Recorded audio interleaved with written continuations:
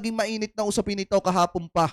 Yung patungkol mga kababayan dito sa sa house arrest para dito kay Kibuloc na request ng kanyang kampo. Kasi kung titingnan natin mga kababayan ng pagkakaalam ko kasi kapag kang isang tao ay ginagawaran ng house arrest, yan yung mga taong hindi nagpahirap sa gobyerno. Unang-una, yan yung mga taong sumuko agad at nagpahuli agad at isinurrender agad yung kanyang sarili. Yan yung pagkakaalam ko na pwede pang gawaran at bigyan ng ating gobyerno at payagan na sumailalim sa house arrest. Pero mga kababayan, eto kasing si Kibuloc, uulitin ko hindi po ito kusang sumuko or hindi po bukal sa loob nito ang pagsuko. Alam niyo kung bakit? Kasi mga kababayan, sa kanya lang naisipang sumuko kung kailang sukol na po siya.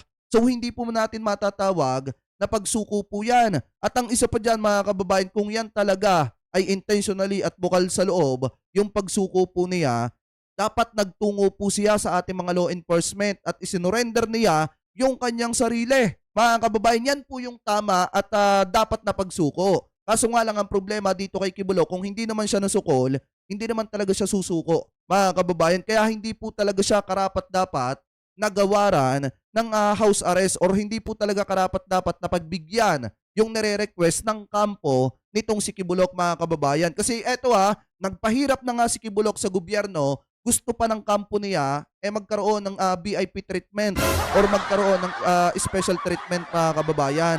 Parang ganyan yung gustong mangyari ng kampo nitong si Kibuloc. Ano po? So ngayon pakinggan natin yung sagot diyan ng DOJ mga kababayan patungkol diyan sa request na yan nitong kampo nitong si Kibuloc. Ano po na house arrest para kay Kibuloc. So ito i-play po natin.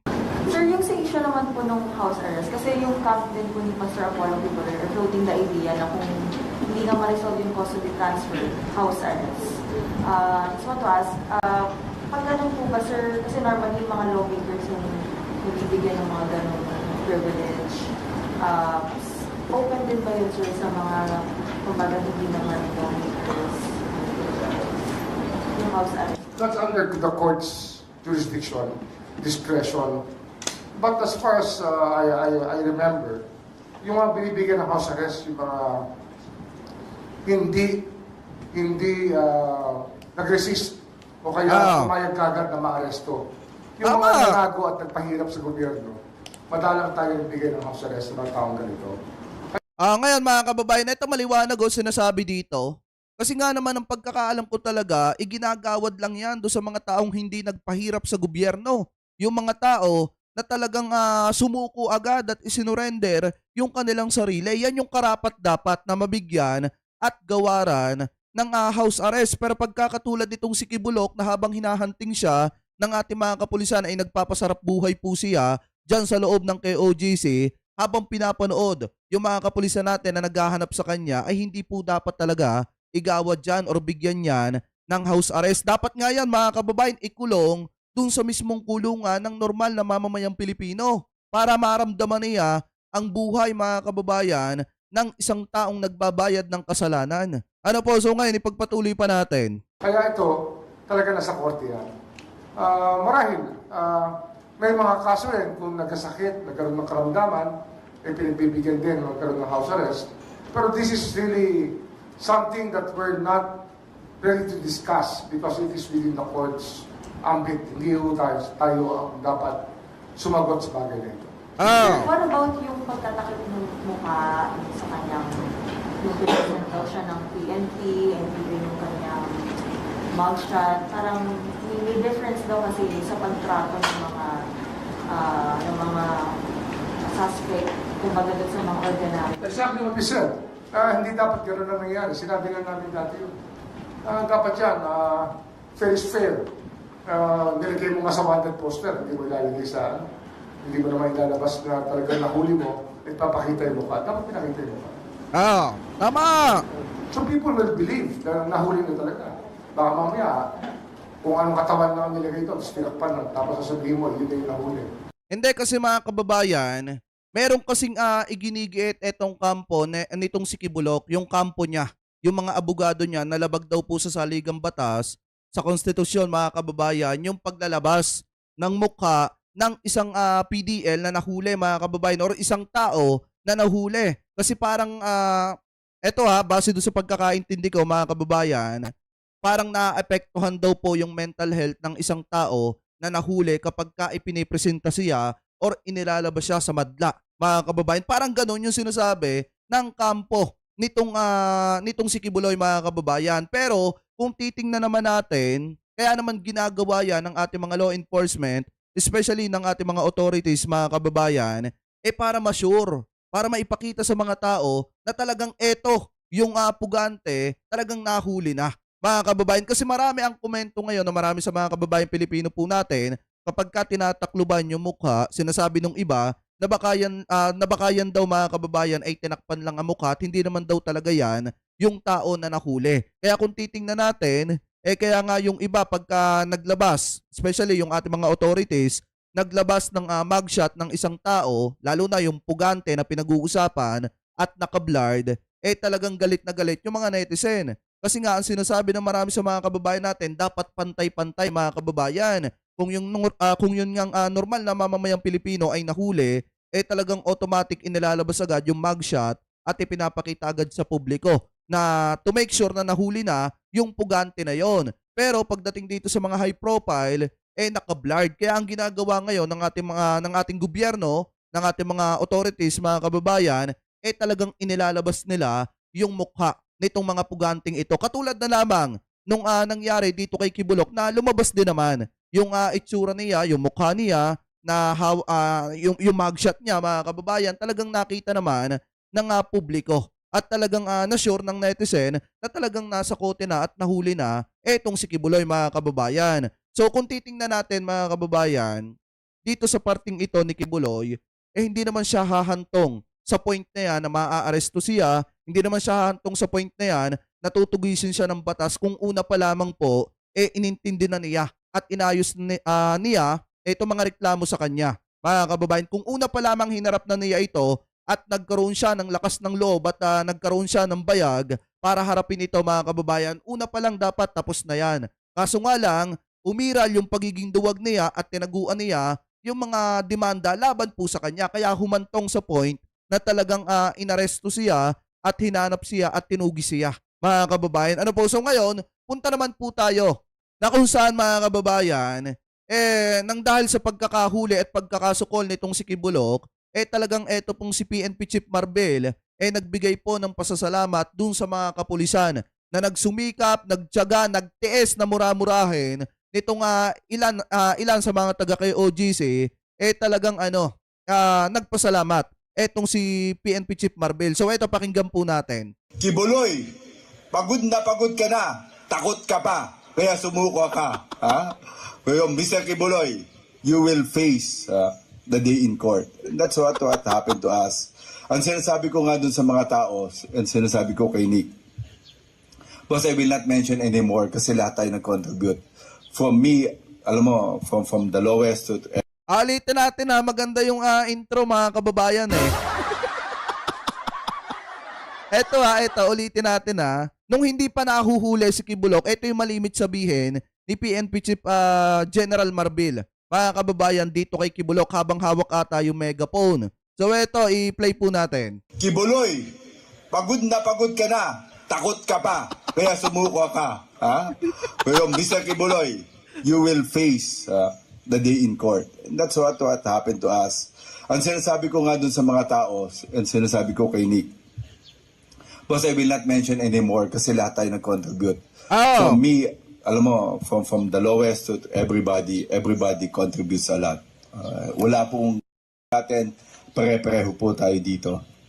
Ang sabi ko nga, wala pong masamang gumawa ng tama. There is nothing to be afraid for. Wala naman po tayong ginawang mali. Tama! Alam mo, yung mga batiko sa atin, sa Senado, sa takot, na meron pa naglabas, hanggang mag-retire ka na, Marbil, Torre, Abalos, habulin ka namin ng kaso. Then let it be. That's how the police, pagiging police. You know, ito isang sa Paul, si Digong mga kababayan, di ba nagsampa nga daw ng demanda itong si Duterte mga kababayan, dito kina PNP Chief Marbel at saka dito kay Secretary Abalos. Kasama pa nga ata etong si General Torre, mga kababayan. So ngayon kung titingnan natin, kita nyo yung sagot ni PNP Chief Marbel. Okay, sige. Haharapin naman talaga nila yan, mga kababayan. Pero yung ginagawa nila, nagtatrabaho lang sila. Ginagampanan lang nila yung trabaho nila, mga kababayan. Alam nyo, hindi naman hahantong sa point na dadami yung mga kapulisan dyan sa Davao at dyan sa KOGC. Kung una pa lamang etong si Duterte naging kaibigan dito kay Kibulok. Kung una pa lamang, mga kababayan, ginampanan ni Digong yung pagiging matalik niyang kaibigan dito kay Kibulok at tinapik si Duterte na demanda dyan kina PNP Chief Marbel, talagang malaki ang chance sa mga kababayan. Di umano na yan ay mauwi lamang po sa wala kasi nga ang ginagampanan ng ating mga kapulisan ay trabaho lamang po nila na i-implement, iserve yung arrest warrant dito sa isang pugante. Mga kababayan, ano po? So ngayon, ipagpatuloy pa natin. Sikreto, I hope General Torre will forgive me. But this is one secret na ngayon ko lang nalaman at and ito po is a secret. I hope General Torre will not in any way get mad at me. Alam mo, Mr. General Torre was asked by someone from his religion na huwag tanggapin tong Region 11 as RD Region 11. Kung hindi, that's a political implication and that's a religious implication. And I know Nick Torre choose the other side. Service first before anything else. And I congratulate you, boss. That's yun ang hindi ko po nakita. I think natiwalag siya dun sa kanyang religion and that's something that ang sasabi ko nga, it's always service first before anything else. Congratulations po sa inyo. And all my respect and salute. Ang laki pala, mga kababayan, ng ang laki pala ng isinakripisyo ni General Torre dito. Kasi kung titingnan natin, mga kababayan, ito binabanggit ni PNP Chief Marbel na natiwalag itong si General Torre, mga kababayan, sa kanyang religion. Kasi nga parang may nakipag-usap dito kay General Torre na wag tanggapin, mga kababayan, yung Pro-11 or wag tanggapin yung posisyon niya bilang siguro bilang PNP director dyan po sa Davao, mga kababayan, kasi nga sa usaping politika naman. So ngayon kung titingnan natin yung isa sa sinakripisyo niya, yung religion niya, kasi naalis ata siya or natanggal siya sa kanyang religion dahil nga tinanggap niya yung trabaho, mga kababayan, bilang general dyan sa Davao, mga kababayan. Ano po? So ngayon, ipagpatuloy pa natin. So lahat po ng tao, hindi ko na po papatagalin. Alam kong hirap na hirap po kayo. Nagpapasalamat po ang ating presidente sa inyo. And last night, he texted me. Tanong po niya, ano ang pwede nating ibigay sa mga tao? Alright!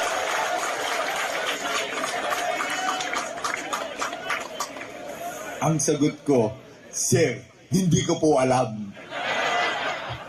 Ang sagot niya, when I come back, yun na lang po, ang sagot niya pala, asabi yung telepono. Nakalagay mo yung telepono, asabi yung telepono. Liwanag ko yung telepono.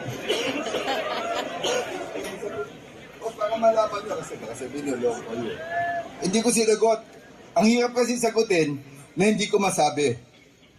Ang sagot ng presidente natin, okay, ito, iniisip ko ng premyuhan natin ang mga pulis na involved sa Q operation. Ano kaya ang pwede? Yan ang sagot ng presidente. Ang sagot ko lang, Sir, hindi ko po alam. Ang sagot ko, okay, let's discuss it. Let us discuss it when I got back. Di ba? So, alam mo, ganun concern po ang presidente natin ng welfare nyo. And that's how Grabe, no? our president is about us. So, hindi po tayo napabayaan, hindi po kayo iniwanan. Ang sabi ko nga, it's all, it's something that else. So, boss, huwag kayo mag-expect at I have, ayun sabi ko, let the SILG make the recommendations, of course. Nandito po kami to really help at sa deep inside, sa lahat po ng mga Di iyak yung mga DD-shit, mga kababayan, na nagsasabi na wala daw pakialam yung ating presidente sa ating mga kapulisan. Di ba yun yung panawagan nila? Ano yung sinasabi nila malimit, mga kababayan, kay PBBM? Di ba sinasabi nila, nung naandudun pa yung ating mga kapulisan dyan sa KOJC, ang panawagan nila, Mr. President, Maawa ka sa mga pulis. Hindi na sila nakakatulog ng tama. Kawawa na sila dito sa KOGC. Hindi na nila nakakapiling yung kanilang pamilya. Pero kita nyo naman mga kababayan, mismong sinabi ni PNP Chief Marvel na hindi po nagpabaya ang ating presidente dun sa ating mga kapulisan at nagpaplano pa nga na bigyan mga kababayan ng premyo yung mga kapulisan na involved at nakipagtulungan para maaresto yung si Kibulok mga kababayan. Ano po, so ngayon ipagpatuloy pa natin. Mga Filipino, lahat po na nakikinig, you are heroes. Heroes of our country, heroes ng buong mundo. Alam ko, deep inside, pag hindi po natin nahuli yan, ang sakit-sakit. But remember, doesn't matter kung nahuli o hindi, it's always a challenge. No? Alam ko, lahat natakot, lahat kinabahan. Ano mo sir kung mangyayari sa atin? Magkakaaso ba tayo o hindi? Kawawa naman yung mga pamilya nyo. Alam ko, back of your mind, nandito po yung haka-haka. Pero sinasabi ko nga dun sa command group natin, huwag tayong matakot. Wala naman po tayong ginagawang masama. Tama! Just do what is best. Do what is right. We are just implementing warrant of arrest. Yun po yung katotohanan.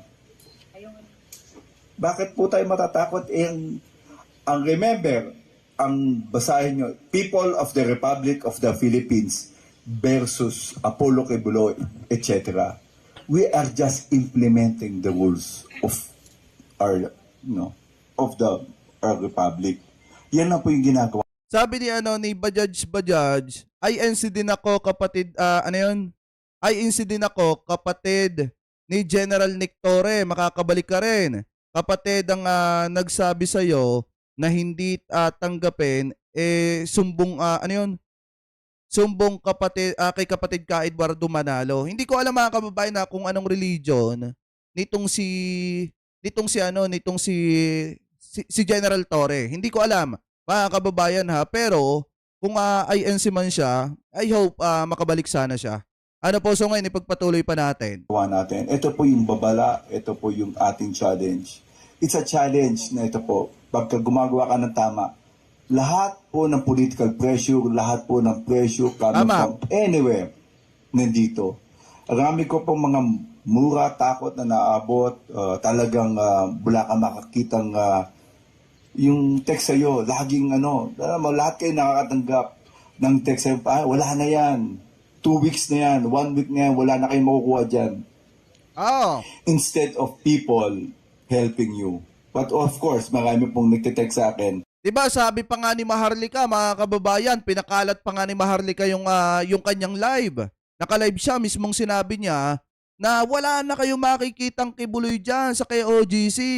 Wala na sa Pilipinas si Pastor. Tawag dito, alam ko kung nasa saan yung lokasyon ni Pastor, dapat ako yung tinatanong ninyo. Diba ganun pa nga yung sinabi nitong si Maharlika? So doon sa point na yon na nahuli etong si Pastor Kibuloy, etong si Kibulok mga kababayan, doon natin napatunayan na talagang sobra nga pala talaga ang pagka-fake news nitong si Maharlika.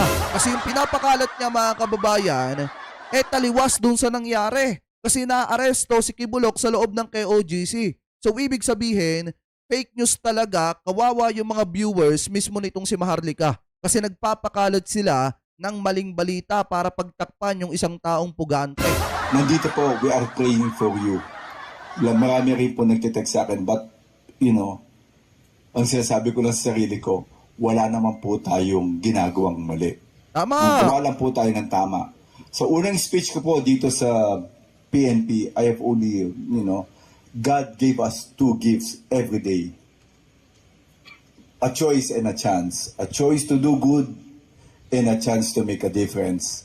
Sa lahat po ng tao dito, kayong lahat, kayong mga unsung heroes, dito po, sa mga kasama natin, you make a good choice.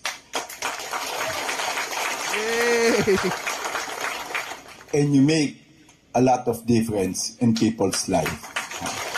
Yay! Yan ang So sa ating lahat, gobyerno. pag uwi nyo, alalahanin nyo, ito, pag uwi nyo, you are a hero. You are a hero deep inside. Alam kong babalik po kayo, iba na kayo. may mayabang na kayo ng konti, kumbaga tumalong kayo. So, very proud tayo. Dito, sa ating bansa, walang mayaman, walang mahirap, nobody is above the law. No political backing, no pressure. Basta sa tama lang tayo, ang pulis, laging sa tama. So, sa bagong Pilipinas, ang gusto ng pulis, ligtas ka! Maraming salamat po. Ano? Bato de la Rosa? Nagawa mo ba to nung ikaw ang PNP chief? Ako, nagtatanong lang naman mga kababayan. Minsan ba nagkaroon ka ng accomplishment na katulad nito? Na kung saan mga kababayan, laging sinasabi sa publiko na walang mahirap, walang mayaman. Pagdating sa batas mga kababayan, minsan ba nasabi ni Bato de la Rosa yan? Kung hindi nga siya pangangaralan ni General Torre mga kababayan, hindi niya pa maiintindihan yung about sa search warrant.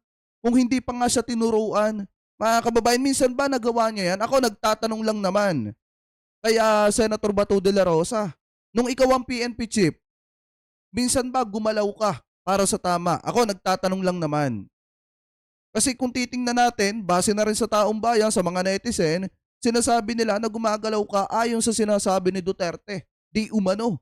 Nung panahon ng termino nitong si Duterte, kaya nga maraming binawian ng buhay na mga inosenteng tao. Pero ngayon kung titingnan natin mga kababayan dito, talagang maliwanag na yung ating mga kapulisan, lalo na nung nahuli si Kibuloy, ay nagtagumpay. Sabi ko nga po sa inyo, kahit kanino mang sumuko si Kibuloy, mga kababayan, much better yung credit mga kababayan sa ating mga kapulisan talaga, dahil unang-una, sila talaga yung naging front dyan para mahuli etong si Kibulok mga kababayan. Kaya yung sinasabi ng yung mga propagandist nitong mga DDShit vlogger, talagang sapul na sapul sila sa sinabi nitong si General Marbil. Ano po, dahil mga kababayan, nung panahon ni Bato de la Rosa, hindi naman natin nakita yung katulad nung nangyayari ngayon na kung saan pantay-pantay mga kababayan, walang mahirap, walang mayaman pagdating sa kamay ng batas. Ano po, so ngayon,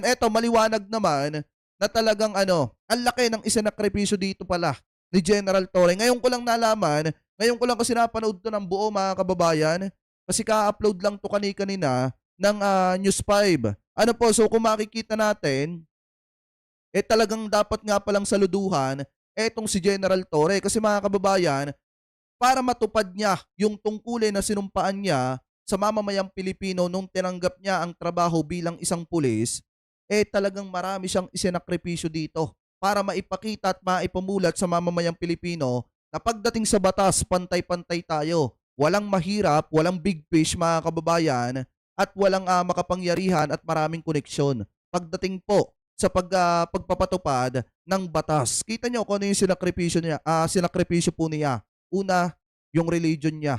Mga kababayan, na wala sa kanya. Alam naman natin, dun sa ibang mga kapatid po natin kung gaano kahalaga sa kanila yung religion. Kahit sa iba't ibang religion, mga kababayan, alam natin kung gaano kahalaga sa inyo ang pananampalataya at pagsuporta sa isang religion. Pero, dahil nga dito sa pagtanggap ni General Torre bilang director mga kababayan ng Pro 11, nawala sa kanya yung kanyang iniingatang religion. Ano po, kaya napakalaki ng isinakripisyo dito ni General Torre para masakote at mahuli yang si Kibulok